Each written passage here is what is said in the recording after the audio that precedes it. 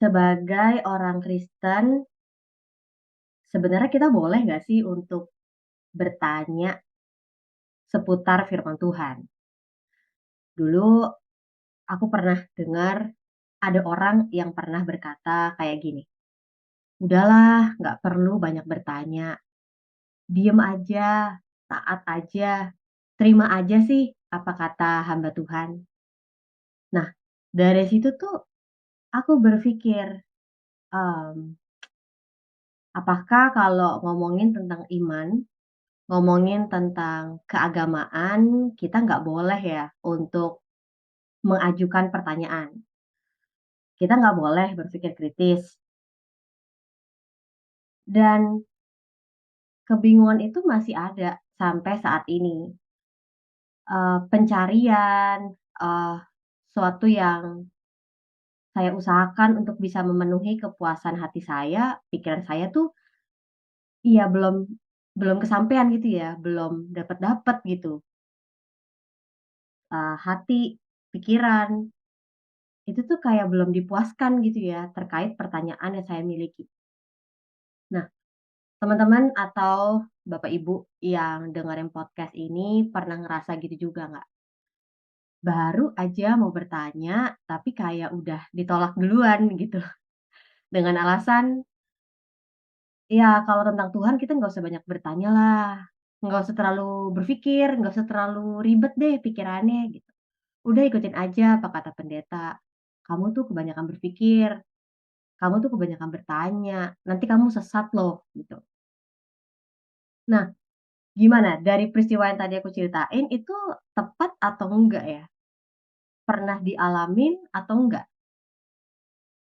Tapi menariknya gini, coba lihat deh sekarang. Orang-orang di sekitar kita justru semakin kritis, baik itu di dunia sekuler maupun di dalam gereja. Kalau kita sepertinya menahan orang-orang dalam gereja untuk tidak bisa berpikir kritis gitu ya, kita tidak bisa menjawab pemikiran kritis mereka, pertanyaan mereka tentang iman, tentang Kristus. Mereka carinya kemana sih? Mereka akan mencari jawaban itu dari luar, karena orang gereja nggak bisa jawab. Mereka cari dari orang luar yang kita nggak tahu juga. Orang dari luar itu latar belakangnya seperti apa, kepercayaannya seperti apa, punya motivasi seperti apa, kita kan nggak pernah tahu ya. Contohnya lihat aja deh komentar netizen sekarang gitu kan. Kalau ada masalah yang muncul gitu kan, wah kita langsung ngelihat ternyata ada ya perspektif orang yang beda-beda kayak gini gitu ya. Ada ya orang-orang yang punya idealis kayak gini gitu. Jadi aku pun ketika scroll sosial media gitu ya, aku juga ngeliat, "Hah, ada ya orang-orang yang punya pertanyaan seperti ini," gitu ya. "Oh, ada orang yang punya kebingungan seperti ini yang aku nggak pernah pikirin sebelumnya," gitu. Dan ketika aku juga berpikir, "Ih, aku bisa jawab nggak ya?" Gitu. Nah, makanya ketika aku bikin topik ini, aku tuh kepikir untuk ngajak salah satu kakak kelas aku share tentang hal ini. Sebenarnya kita sebagai orang Kristen pantas nggak sih untuk punya pemikiran kritis, apalagi terhadap iman kita? Atau mungkin lebih tepatnya, pemikiran kritis tuh apa sih definisinya, terus ukurannya apa, ya kan? Sehingga kita tidak kebablasan menjadi orang yang meragukan Tuhan. Nah, tunggu, meragukan Tuhan tuh boleh nggak sih? Nah, ini bakal seru banget. Aku ngundang, kakak kelas aku, Kak Vinky. Boleh deh Kak Vinky, ceritain, boleh ceritain latar belakang dulu, Kak Vinky siapa, sekarang pekerjaannya apa, baru Kak Vinky boleh jawab pertanyaan aku. Makna dan tolak ukur dari pemikiran kritis itu apa sih? Hai, hai, thank you Stella. Perkenalan diri dulu ya. Nama saya Vinky Rento Kantohe. Pekerjaan saya sebagai kepala kurikulum untuk agama di pelajaran agama ya, di Sekolah Pelangi Kasih lah, ya agama Kristen ya, karena sekolah Kristen agamanya Kristen dan sudah berkeluarga, anak bentar lagi 2. Oke, itu aja paling salah ya. Iya, Kak. Oke. Kalau masalah soal berpikir kritis ya, boleh nggak sih berpikir kritis terhadap iman kita? Kalau jawaban singkatnya ya tentu boleh, kenapa enggak gitu ya. Cuman memang mungkin mungkin kita perlu bukan berhati-hati tapi lebih punya discernment tentang apa sih berpikir kritis. Karena menurut aku yang jadi masalah sekarang berpikir kritis seringkali dikaitkan dengan skeptik, bersikap skeptik gitu ya, sifat skeptik itu begini maksudnya. Ketika ada satu hal yang disampaikan, oke, ini pasti nggak benar. Ya, itu skeptik gitu ya. Ini pasti ada yang salah. Atau kita misalnya melihat Alkitab ngomong, "Oh, pasti dongeng, pasti nggak benar." Nah, itu bukan kritis. Itu bukan bersikap kritis, tapi itu lebih ke bersikap skeptik. Artinya bersikap menutup diri terhadap adanya yang benar. Sehingga ada kecurigaan-kecurigaan terus nih terhadap entah pengajaran dari pendeta, entah Alkitab, dan sebagainya. Nah, itu yang kita nggak boleh. Tapi kalau untuk kritis, di dalam arti kita bisa punya satu, apa namanya, kebijaksanaan di dalam merespon segala sesuatu, merespon suatu ajaran, ataupun di dalam menggali teks ya tentu perlu. Nah, aku mungkin mengutip si Donald A. Huckner ya, dia bilang gini, biblical criticism, ini dalam konteks kritik dari dalam konteks biblical ya, it's not about criticizing scripture, but rather to exercising judgment or discernment concerning every aspect of it. Jadi, eh biblical, di dalam studi biblical pun, di dalam studi kajian Alkitab tuh ada namanya biblical criticism ataupun historical criticism. Di dalam situ perlu banget yang namanya berpikir kritis. Kenapa perlu? Karena itu diperlukan untuk kita bisa melihat, untuk bisa exercising judgment yang bertanggung jawab terhadap teks.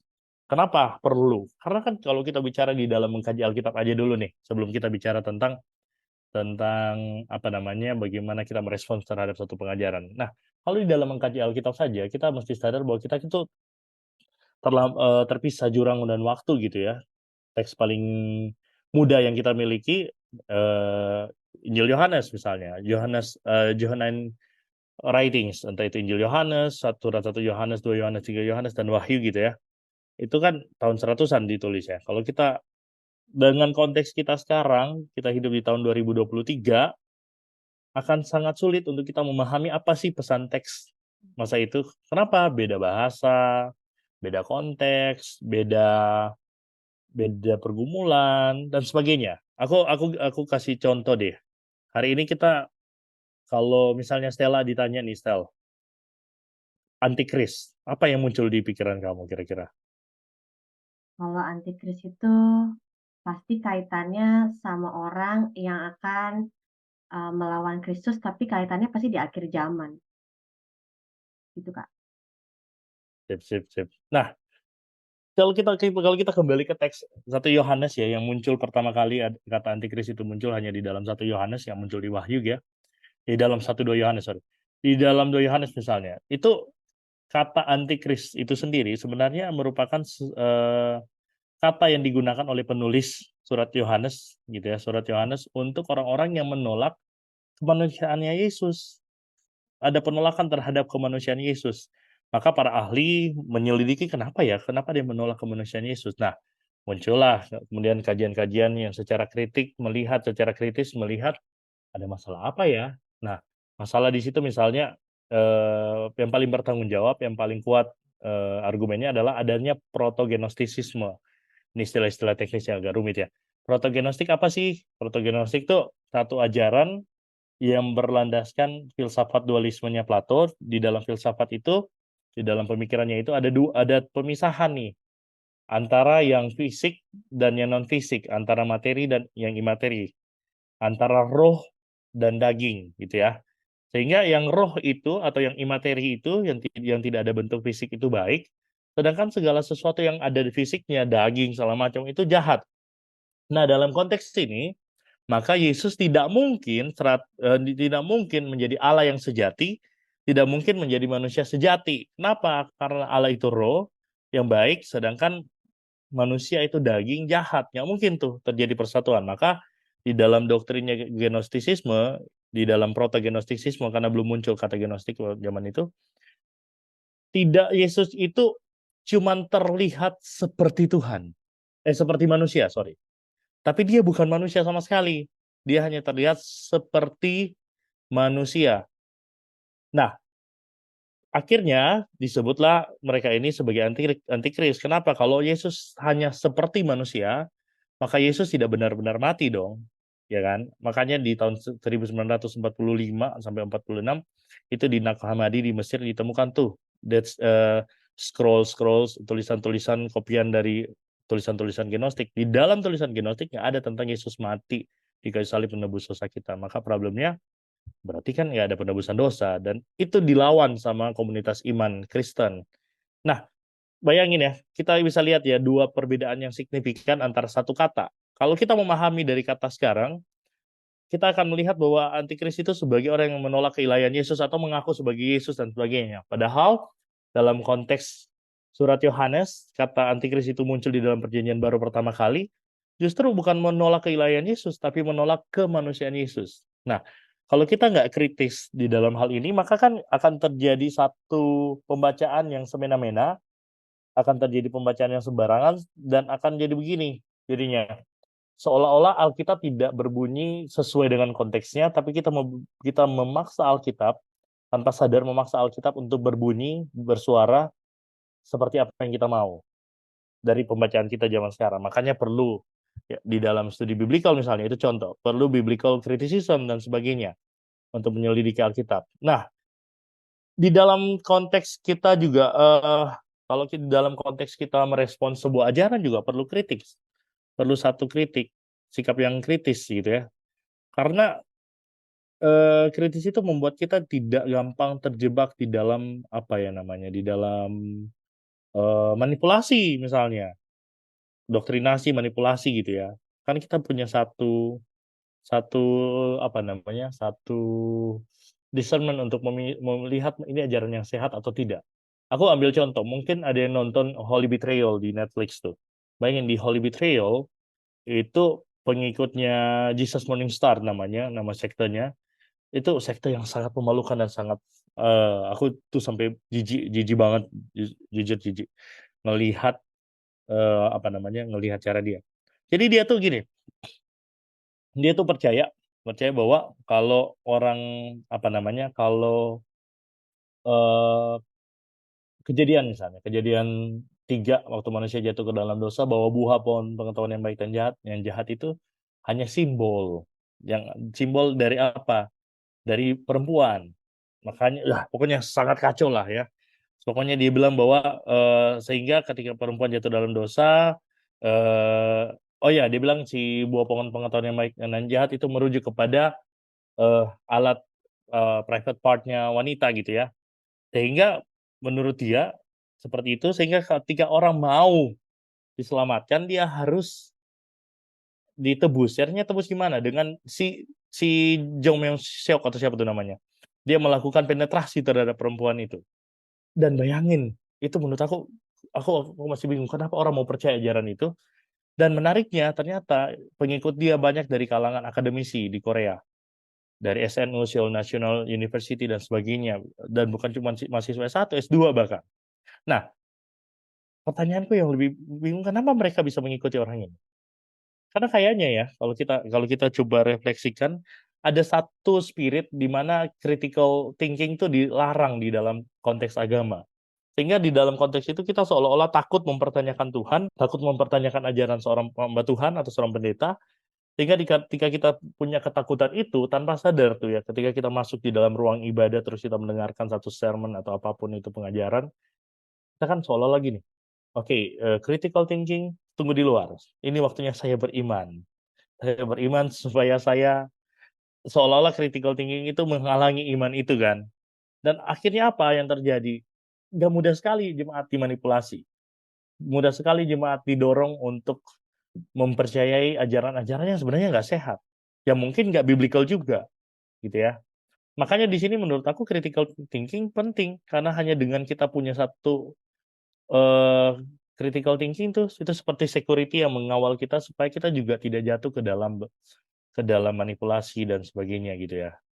Dan kalau critical thinking itu applicable, ya tentu gitu ya. Makalah aku melihat secara teologis ya, aku menghayati Critical thinking itu berpikir kritis itu sebagai salah satu cara kita mengasihi Tuhan loh.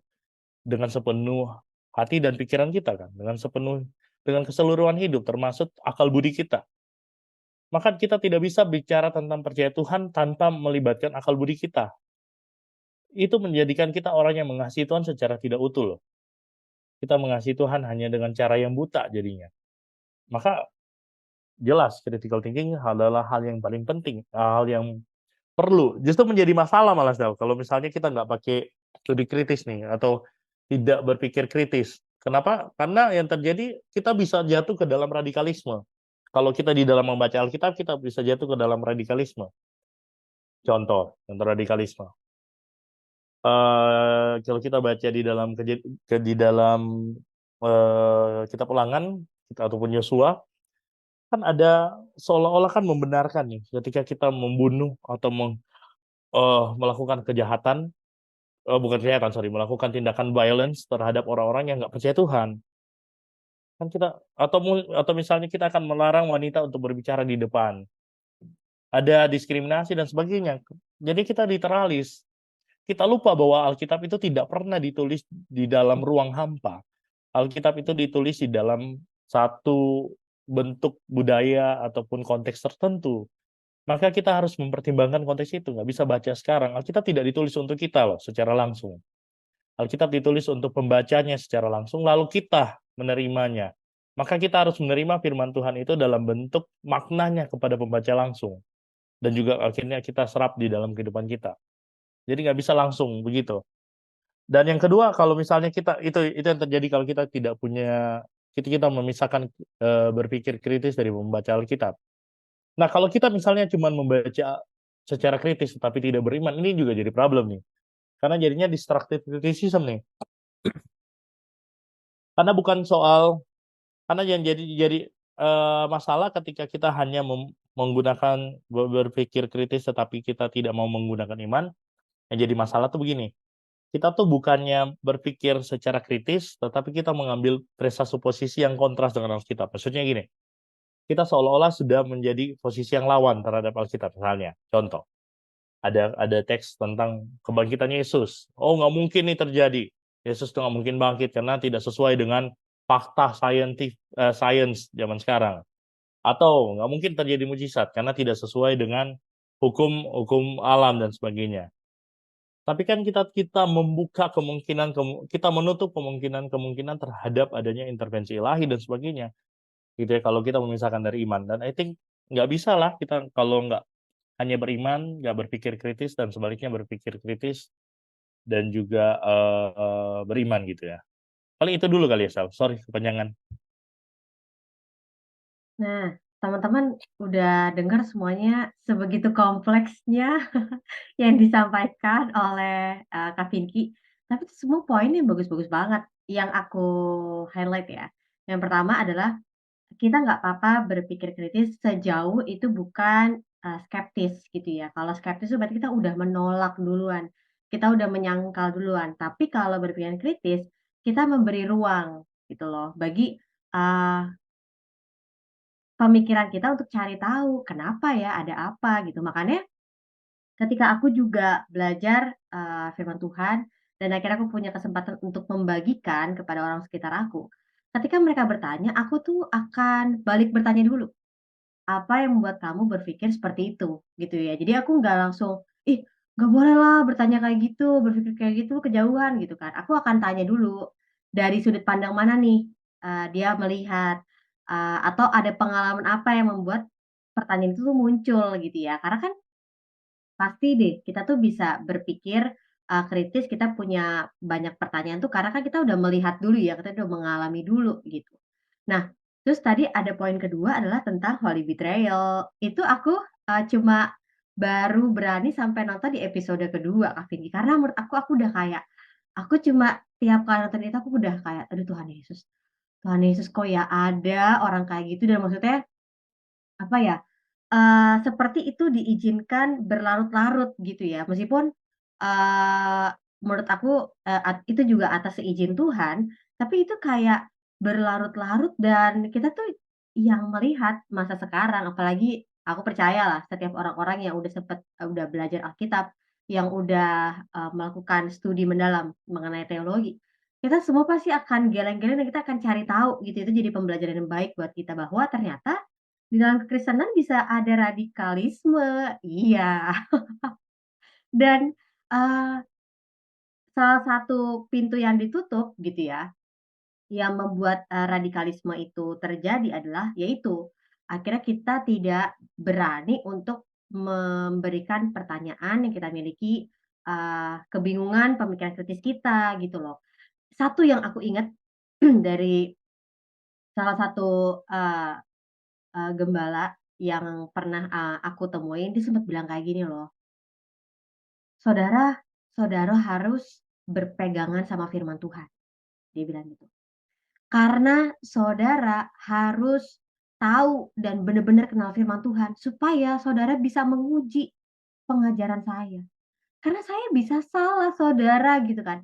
Dan ketika aku dengar itu aku dalam hati kayak tepuk tangan paling kencang, karena sebagai seorang pemimpin, kalau memang dia sehat gitu ya, secara mental dan pikiran, kesehatan tubuhnya dia harusnya berani memberi ruang bagi orang-orang di bawahnya untuk menguji tindakan dia, perkataan dia, gitu loh. Dan aku melihat, waktu itu lagi Bible study sama teman-teman aku, tapi aku lupa detailnya di ayat Alkitab yang mana ya, tapi itu versi TPT, versi terjemahan bahasa Inggris TPT, itu tuh dijelaskan bahwa Paulus tuh juga bilang bahwa "Ayo uji pengajaran aku," gitu loh. Maksudnya seorang Paulus ya, rasul yang terkenal dan, teologinya yang luar biasa gitu ya.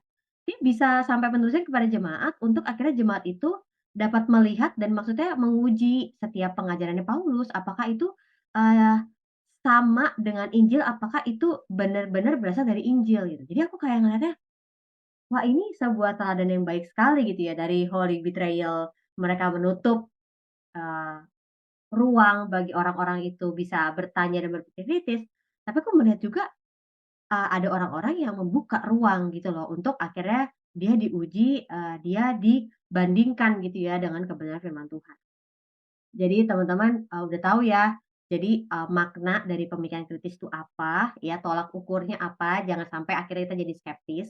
Kita udah menolak duluan, menyangkal duluan, dan yang tadi Kak Vinky langsung jelasin tuh, bahwa ternyata ada pengalaman, yang Kak Vinky temukan ketika akhirnya melakukan pemikiran kritis terhadap pembacaan firman Tuhan. Sebelum aku lanjut ke pertanyaan lain, Kak Vinky ada yang mau dibahas lagi nggak? Mmm, Mungkin lebih ke ini ya, hati-hati aja ketika critical thinking tuh mulai disingkirkan dari gereja. Bisa jadi gereja itu udah merujuk ke cult nih, menjadi sekte nih tanpa sadar. Karena sekte itu sangat menutup ruang akses untuk adanya pemikiran yang berbeda, pemikiran yang mengkritisinya pasti akan ditutup karena tujuannya kan memanipulasi jemaat ya. Dan menurut aku kita juga masih aware ya, jangan sampai gereja atau komunitas kita kemudian tanpa sadar ataupun sadar jadi sekte nih gara-gara menutup ruang critical thinking-nya gitu sih. Poin yang bagus tuh.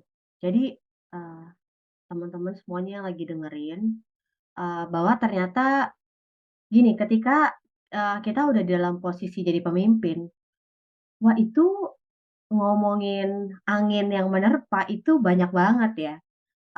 Mungkin maksudnya contoh, kadang-kadang ada aja ya cobaan atau ujian gitu yang kita sadarin. Tapi kan kadang yang kita nggak sadar itu berasal dari diri kita kan. Misalnya ya pemimpin udah merasa dia paling pintar sendiri.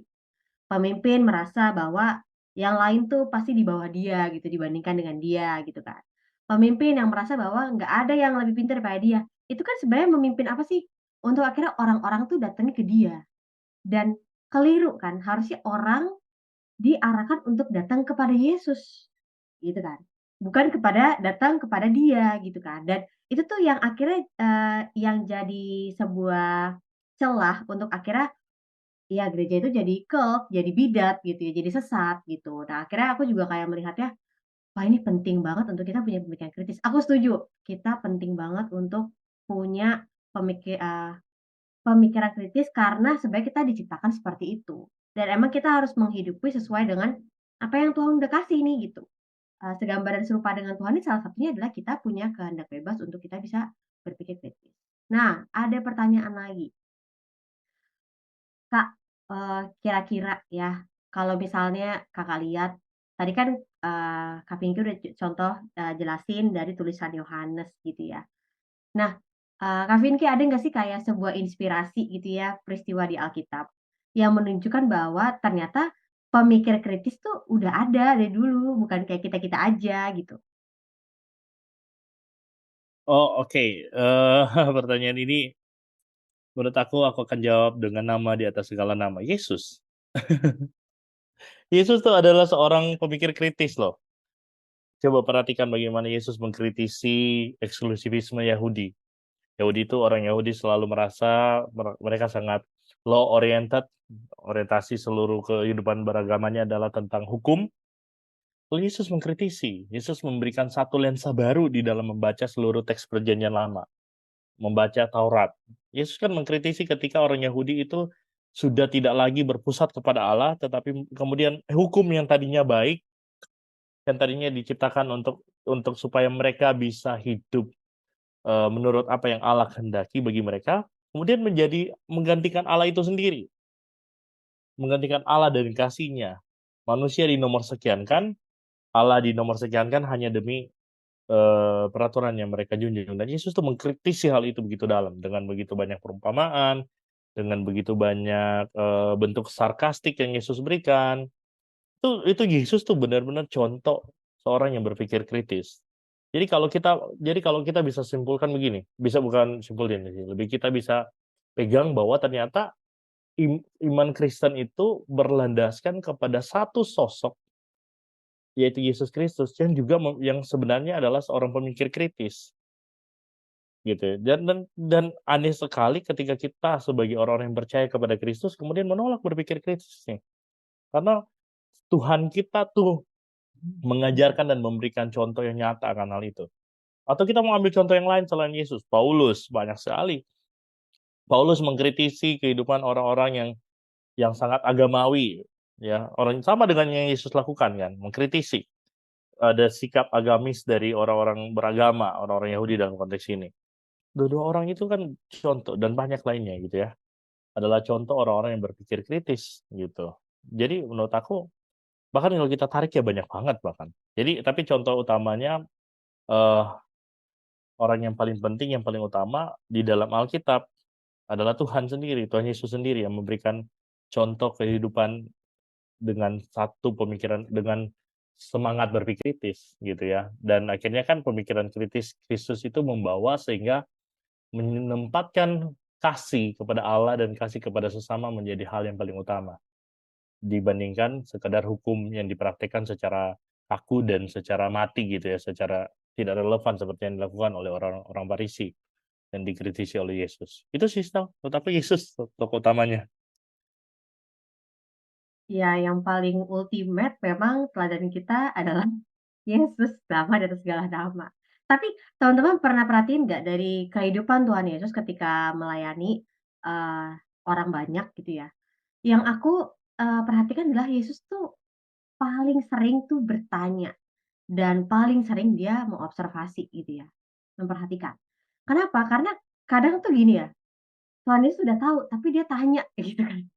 Itu tuh yang jadi kesan gitu ya bagi aku bahwa, eee, kita jangan berhati-hati dulu jatuh ke dalam asumsi gitu ya, apalagi asumsi buruk. Kenapa kita nggak coba tanya dulu gitu ya. Itu yang, melatih aku untuk tidak terburu-buru asumsi dan bertanya dulu gitu. Makanya kalau kita perhatikan, kadang kan Tuhan Yesus bertanya gitu kan, kepada perempuan Samaria gitu kan, kepada orang yang udah, berapa belas tahun, lumpuh dan dia berada dekat kolam itu ya, Bethesda kalau nggak salah. Dan maksudnya masih banyak lagi, Yesus kan bertanya gitu ya, hal-hal yang sebenarnya kita berpikir kayak, "Ih ngapain sih Tuhan Yesus tanya?" Tapi bagi aku tuh jadi sebuah contoh bagi kita. Kita tuh nggak apa-apa loh untuk bertanya. Meskipun kita udah tahu, tapi kan kita belum tahu. Maksudnya kita kan tahu, tanda kutip, tahu dari asumsi kita. Tapi mau nggak kita mau melihat dari asumsi orang lain gitu, itu yang nolong aku banget sih. Iya ya, Tuhan Yesus banyak nanya ya, dia nggak langsung terburu-buru terbawa oleh asumsinya langsung kayak, menghakimi semua orang gitu kan. Ya itu sebuah cara yang bagus sih, ya kan maka Tuhan Yesus banyak nanya kepada ahli-ahli Taurat, padahal Tuhan Yesus sudah tahu jawaban mereka. Tapi itu jadi contoh buat kita ya, yang membaca bahwa, oh bertanya tuh nggak apa-apa. Nah, mmm, Kak, tapi kan balik lagi ya, menurut aku pemikiran kritis ini kan adalah sebuah kelebihan gitu ya, yang tadi kita bicarain kelebihan lah untuk akhirnya, hal-hal yang buruk itu tidak terjadi. Tapi Kak, balik lagi kalau yang aku lihat, segala yang baik itu tetap ada hal yang negatifnya juga. Nah jadi, gimana Kak Vinky bisa membagikan kepada kita dampak positif, dan juga dampak negatif gitu ya, tentang pemikiran kritis ini bagi, manusia? Mmm, I think masalah utama memang bukan kepada pemikiran kritis itu sendiri ya, karena pemikiran kritis kan sesuatu aku melihat sebagai sesuatu yang netral, tapi kemana kita muarakan nih pemikiran kritis kita, dan untuk apa, itu akan balik ke tujuan kita kan masing-masing ya. Apakah kita menggunakan pemikiran kritis seperti kaum sofis di dalam dunia Yunani, mereka menggunakan itu untuk mengkritisi otoritas atau orang-orang tertentu supaya ikut ajaran mereka, nah itu juga jadi salah gitu ya. Tujuannya untuk curi jemaat dengan menemukan titik-titik lemah, itu kan Iya dilakukan oleh betul. para politisi ya. Para politisi itu sangat atau kaum oposisi itu sangat kritis loh. Mereka bisa mengkritisi entah itu presiden, entah itu orang-orang tertentu, tapi kan apakah itu kritik yang muncul secara secara tulus atau kritik yang sebenarnya sifatnya manipulatif dan oportunis untuk membawa orang kepada menggiring kepada opini-opini tertentu. Nah, itu perlu kita hati-hati ya kalau kita karena begini, aku nggak percaya semua orang bisa menggunakan pemikiran berpikir kritis secara positif terus nih, karena sebagai manusia yang sudah jatuh di dalam dosa, kita punya kecenderungan untuk melakukan segala sesuatu dengan orientasinya adalah diri kita, arahnya kepada diri kita, untuk tujuan kita, untuk kepentingan kita, sehingga bisa jadi berpikir kritis bukan bukan semata-mata mengkritisi satu status quo atau satu pendapat yang salah, atau pengajaran yang buruk, tapi juga bisa jadi ada satu di dalam keberdosaan kita mungkin akan memakai itu untuk kepentingan kita. Aku sendiri bisa melakukan itu. Aku bisa melakukan hal itu dan aku coba berusaha untuk tetap sadar walaupun bukan sering sih ya, bisa mungkin disadari atau enggak se bisa jatuh ke dalam ruang yang, apa ya, ingin membangun opini misalnya, tentang diriku, tentang orang lain. Nah itu banyak ruang ya, menurutku pemikiran kritis bisa arah ke situ. Atau lebih buruk lagi kalau kita pakai di luar iman yang tadi tuh, kalau kita dipakai di tanpa iman akan menjadi satu pemikiran yang skeptik nih, atau hyper skepticism. Jadi kita sudah skeptik banget nih. Kita menggunakan pemikiran kritis hanya untuk mendekonstruksi semata-mata mendekonstruksi iman doang. Walaupun memang dekonstruksi itu penting ya, di dalam perjalanan iman tuh, eee, dekonstruksi itu penting. Atau aku sedikit singgung yang tadi Stella sempat singgung deh ya, meragukan Tuhan misalnya. Eee, dalam, apa namanya, somehow meragukan Tuhan adalah hal yang baik kok, dalam arti karena gini, percayalah bahwa kita tidak bisa memiliki Tuhan sepenuhnya. Di dalam ketidakpemilikan kita akan Tuhan yang sepenuhnya, Tuhan yang ada di dalam yang kita percaya seringkali terjebak kepada konsep-konsep tertentu yang kita pegang. Aku sedikit ambil filsafatnya Nietzsche ya. Nietzsche tuh bilang begini, Nietzsche tuh Nietzsche berkata bahwa God is dead, Tuhan itu mati, secara nggak secara mungkin kita bisa berargumen, "Apaan sih nih orang?" Atau kita bisa menuduh dia sembarangan nih, ateis nih. Tapi sebenarnya kalau kita memperhatikan apa yang dikritik oleh Nietzsche adalah kehidupan beragama orang Jerman zaman itu, di Eropa Barat zaman itu. Kenapa? Orang-orang zaman itu menjadikan menjadikan Tuhan itu sebagai tempat pelarian dari ketidaksiapan mereka untuk menghadapi realita. Atau menjadikan Tuhan sebagai alat untuk kalau di dalam Marxisme tuh, religion itu dibilang sebagai opium of the society ya, sebagai racun masyarakat atau candu, masyarakat karena seringkali itu dipakai untuk agama dipakai untuk mengendalikan masyarakat supaya yang kaya tetap kaya, supaya mereka tidak perlu berbagi hasil, supaya miskin nggak usah berontak, mereka didoktrinasi, lu harus taat, lu harus ini, bla bla bla bla. Nah, itu yang dikritik. Nah, Nietzsche juga mengkritik ada model yang mirip dengan hal itu.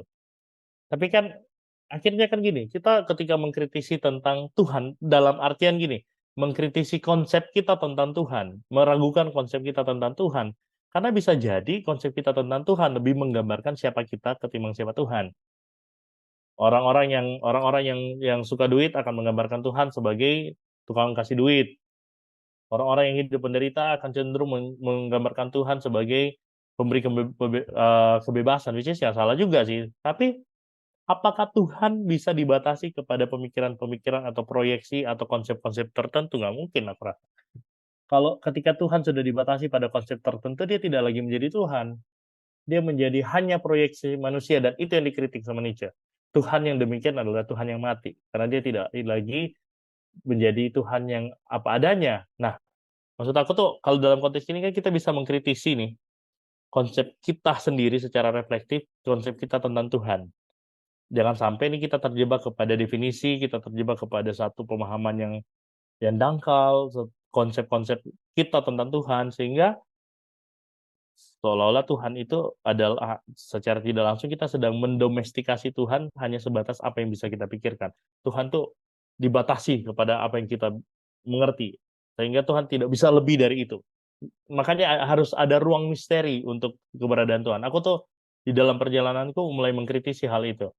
Dulu aku karena sekolah teologi ya, tepatnya pas di STT Jakarta sih, lebih merasa, oh ini ada something, ada satu hal yang salah dengan cara aku bertuhan, karena udah mengalami tahap kering. Kok Tuhan udah dimengerti begitunya, bla bla bla, segala tentang Tuhan gua udah tahu.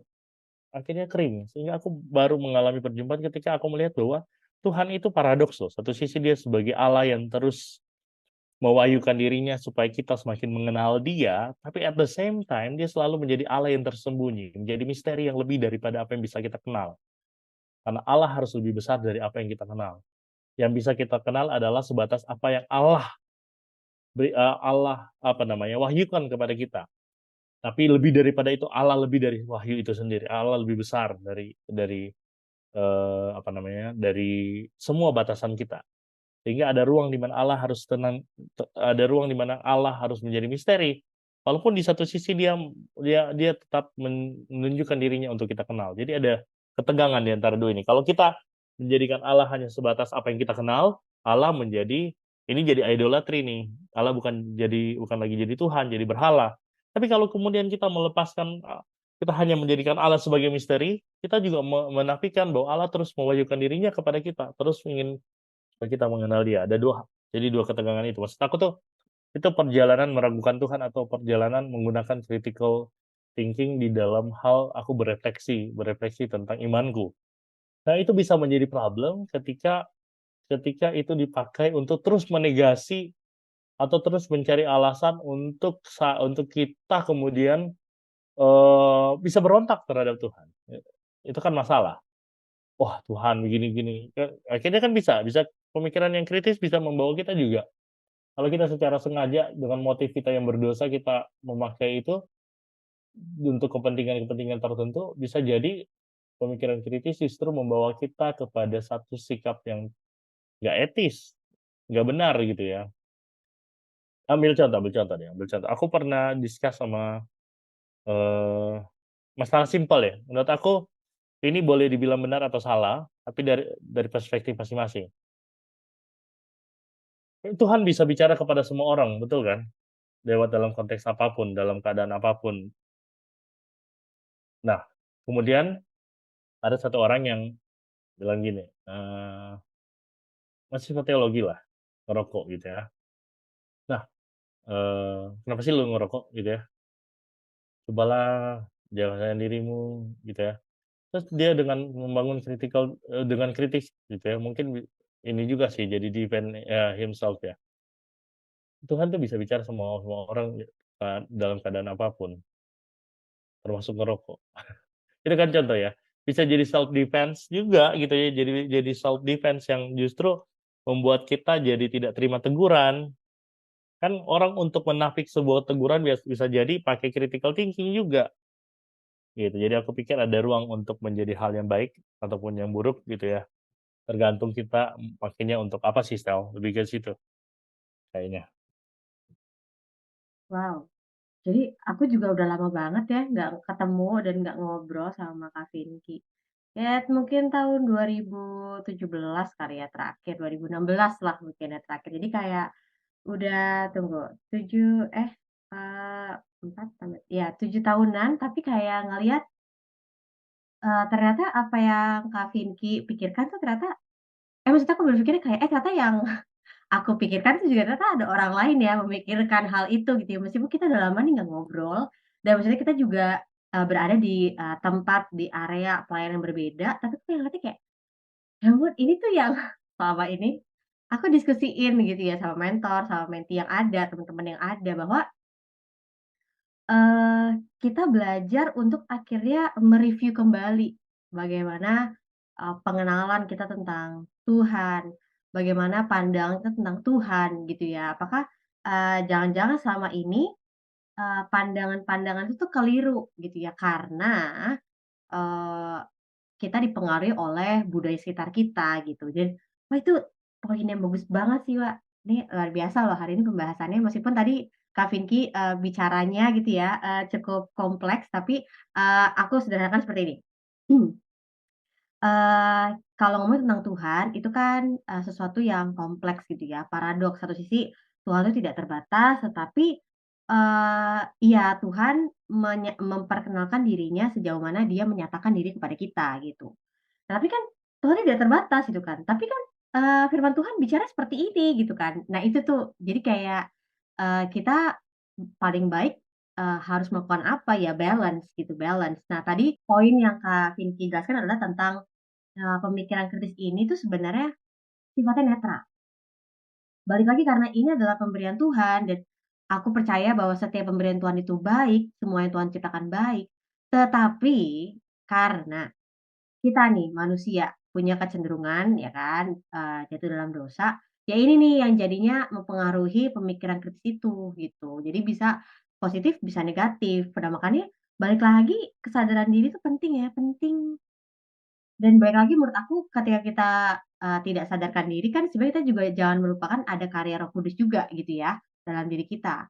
Nah jadi aku melihatnya, mmm ngomongin motivasi hati sih, kalau terkait tentang pemikiran kritis ya kan, karena kan motivasi hati tuh nggak kelihatan, ya kan, ada di dalam diri manusia dan itu begitu dalam, kita nggak pernah tahu, tapi kan, kita yang sebagai orangnya nih, kita tahu kalau itu tuh motivasi yang murni atau tidak murni gitu kan.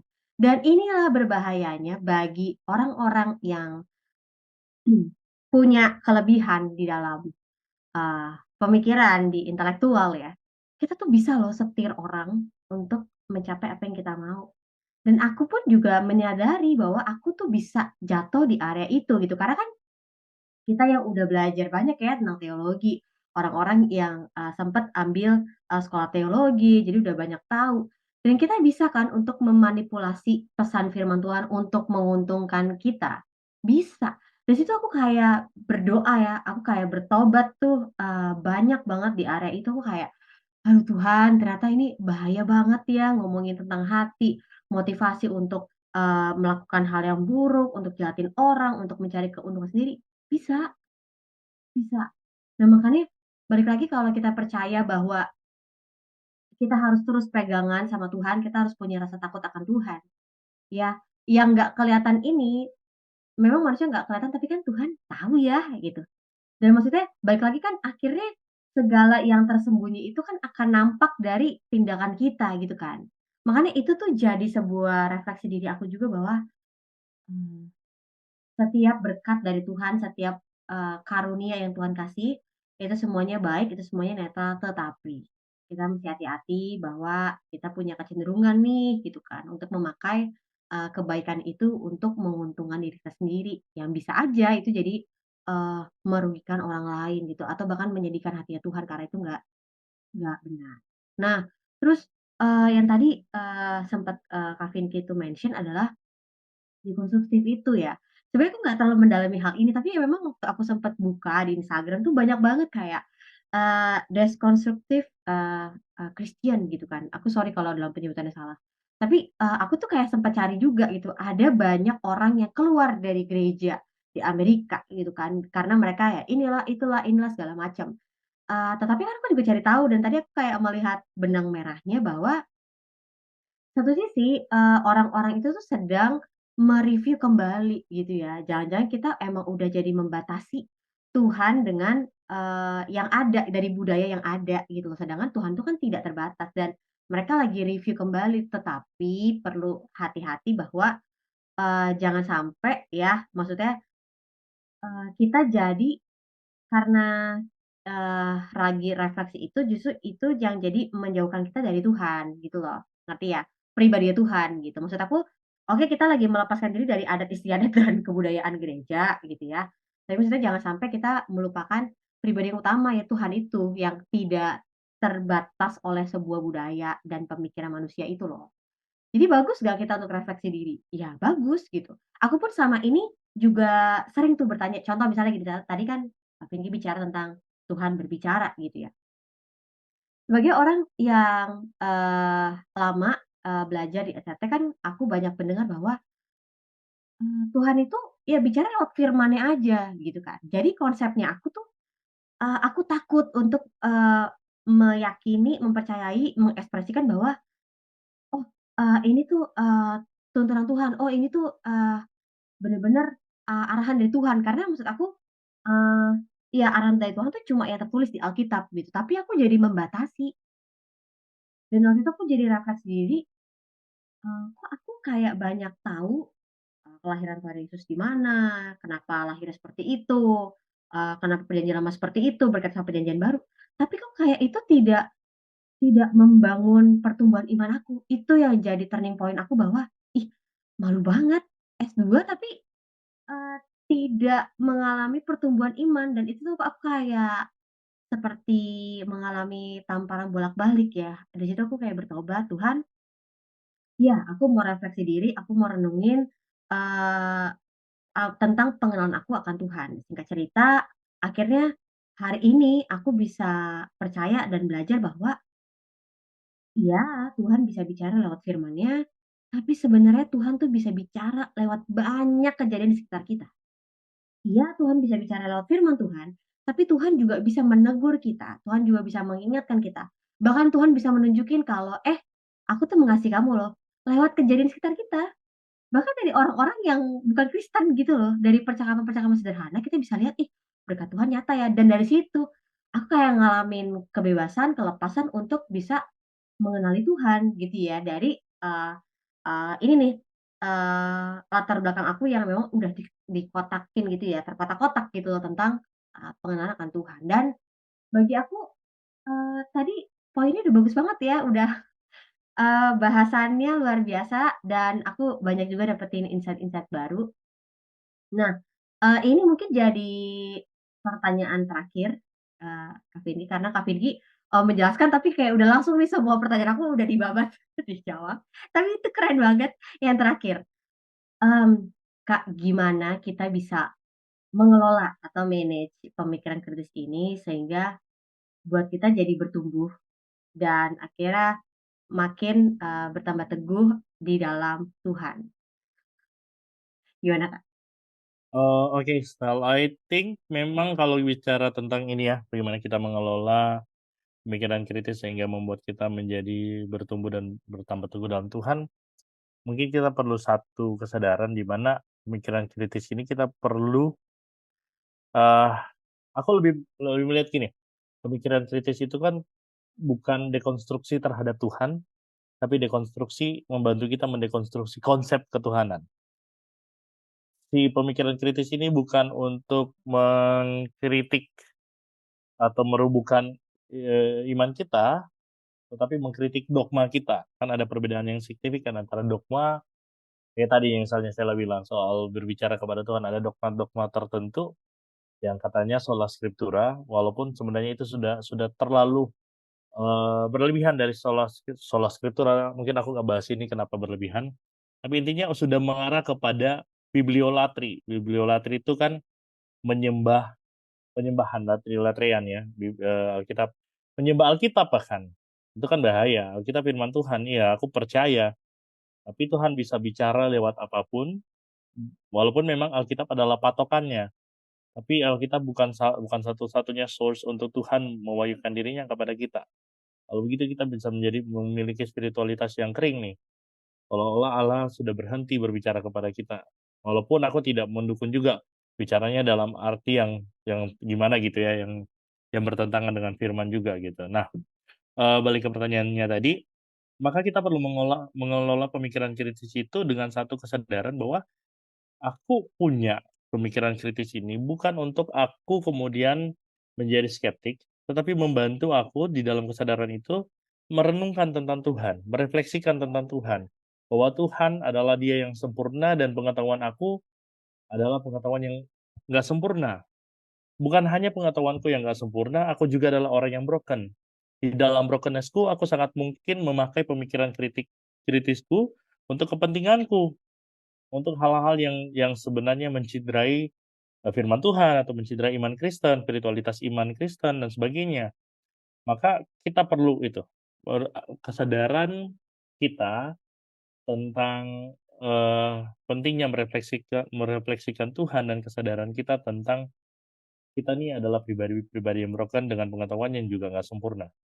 Karena kalau kita dengan pedenya percaya diri kita memiliki kita tuh orang yang kritis loh, orang berpikir kritis, sehingga kita lupa kemudian bahwa even kita tuh bisa berpikir kritis, tapi kita tuh orang yang terbatas dan kita tuh broken, sangat mungkin dosa menyetir arah pemikiran kritis kita, gitu ya. Sehingga kita bisa mengarahkan nih dengan satu kesadaran, dengan refleksi terus-menerus bahwa ada ini semua untuk Tuhan. Dan secara pribadi kalau menurut aku secara pribadi, eee, aku pernah menjalani kehidupan mulai dari membangun spiritualitas ya, kita perlu spiritualitas juga nih. Spiritualitas yang dari harus nyanyi, nyembah Tuhan segala macam, sampai akhirnya kepada spiritualitas yang mungkin hening, hanya dengar Tuhan bicara, bukan Tuhan bicara, lebih ke merefleksikan hidupku, seperti lagi di film tuh, di review aku udah ngapain aja seharian ini dan sebagainya, bla bla bla gitu ya. Nah, di situlah menurut kita penting ada membangun juga satu pemikiran kritis. Kalau kita nggak bangun di atas dasar takut akan Tuhan, di atas dasar adanya spiritualitas Kristen kita, adanya kehidupan yang terarah dan terkoneksi dengan Tuhan, suatu saat akan menjadi satu gaya berpikir yang mungkin one day akan menghancurkan iman itu sendiri. Padahal yang kita dekonstruksi atau kita kritisi kan adalah konsepnya.